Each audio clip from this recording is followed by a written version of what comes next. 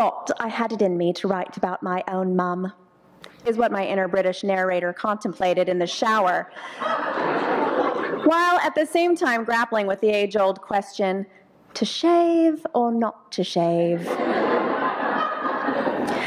I wanted to write a story about motherhood, but while the stories and opinions abound in my own experience as a mom, the stories about my own mother just wouldn't come to me.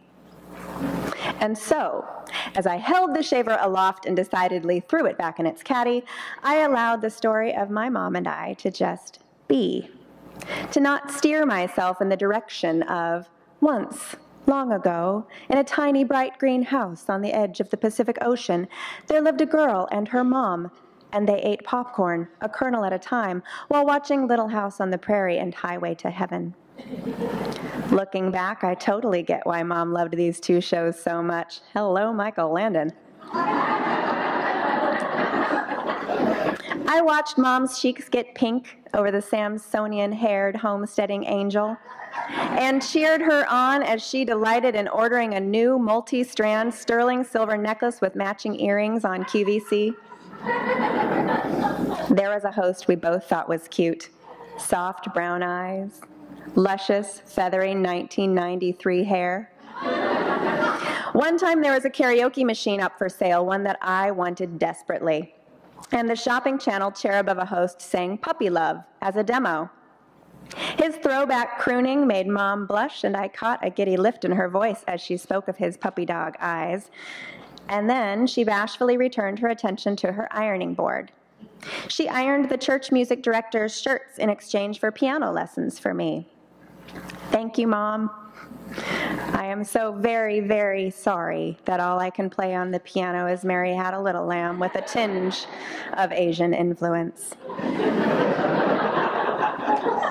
I don't think I've ever heard Mom speak badly of someone, although once I was madly in love at the age of 16, and I threw myself into her arms, wildly leaking from my face as I cried the ugliest of teenage tears. He broke up with me!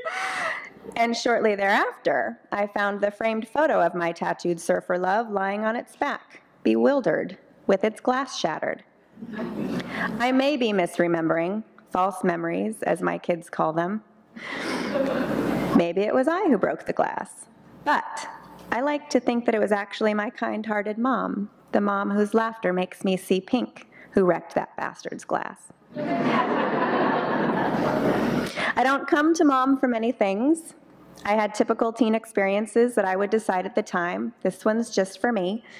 It could have been pride. It could also have been laziness. Well, if I tell her this, then I'll have to follow up with that, and I really just want to close my door and wail I'm every woman out of my karaoke machine. R.I.P. Whitney. I don't know, and I don't want to know, how Mom had children out of her vagina. Because moms just don't have sex because of, ew. Except they totally do. A lot. Like all the time. Still, I had, and yes, have this perception of innocence about Mom. One time I introduced Mom to a keg of beer. What's that? She asked. IPA, I answered. What's that? She asked. A type of beer, I answered. Her eyes got huge, drinking it all in. Another time I treated Mom to her first frozen strawberry margarita, whipped up right there in her kitchen with fresh strawberries and this wacky wizard's juice called tequila. Her rosy smile gave it away that she didn't feel guilty at all about enjoying the treat. So, these little acts of teaching Ma about moonshine hinted to me that some other subjects maybe shouldn't be broached. In fact, I don't think we ever had the talk. My knowledge of sex comes from lessons taught by my older sister and a book about gnomes. I do, however, remember Mom giving me a body safety talk without using any words at all. She stood in front of me in our tiny living room near the chipped white piano. She pointed to her backside, then to the front, and then, though I wondered why, to her mouth. Oh, for kissing, I finally realized. And then, of course, much later realized it was for other things too. Clearly material not covered by the gnome book. But Mom has had sex more than once, and with more than one man, though she may not come right out and admit it. And she must know then that underneath their clothes, people are likely naked. Still, there was the time when I couldn't admit to my mom that I was, underneath it all, a naked person. One time, my infant son and I took the long, bottlenecked drive to McMinnville to visit Mom. Once there, I settled into her couch to nurse him, starting in the left breast, gazing at him with my newfound motherly wonder, engaging in light chit-chat. And then he exploded, in one end and out the other, up the backside of his diapers and all over my left leg. Mom rushed in to gather him up, and we headed to the bathroom to tend to the mess. Mom wiped down the giggling poop baby, and I did what I could with the sticky brown mess that was rapidly soaking into my jeans. Mom and I chuckled.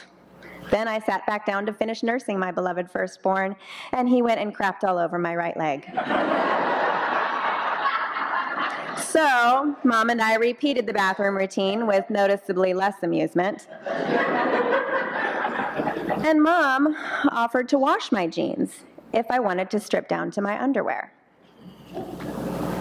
But I wasn't wearing underwear. I couldn't tell my mom that I wasn't wearing underwear. That wouldn't make sense. Her sensibilities would be shattered. Aliens would land and demand the rest of the popcorn. And so I said, nah, I'll be fine. And then I drove 2 hours home with clammy legs and a bag full of poopy cloth diapers on the passenger seat floor. I never thought I had it in me to write about my own mom. And in fact, it took a deliberate act of not writing about her to see just how big the story actually is. To see, with the help of an inner British narrator, that it's because of her that I have any story at all.